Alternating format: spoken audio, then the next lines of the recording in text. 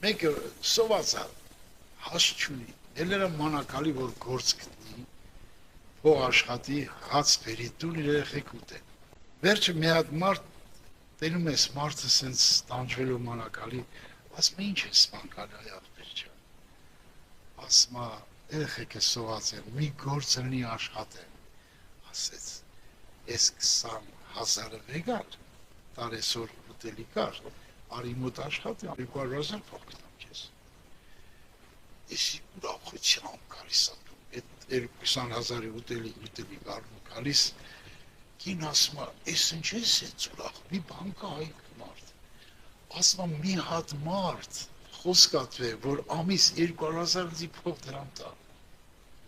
ուրախանում է պարքետալ ասում,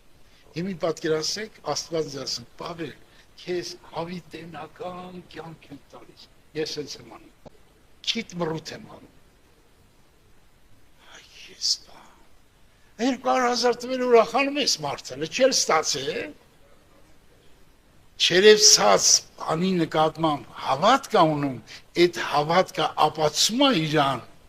դրամար ուրախանում է չետ մարդը, աստված ասում է քեզ տղա ջան, ես ինքան եմ սիրում քեզ, որ իմ կյանքը նվիրում եմ քեզ հավիտյան, ես քիտ մռութ արած ամոթա չէ, Աստված, իր սուրբ հոգին դրելակվա մեջ, իշքան պիտի պարտաս, իշքան պիտի գոհանաս Աստված, իշքան պիտի ուրախանաս Աստծո,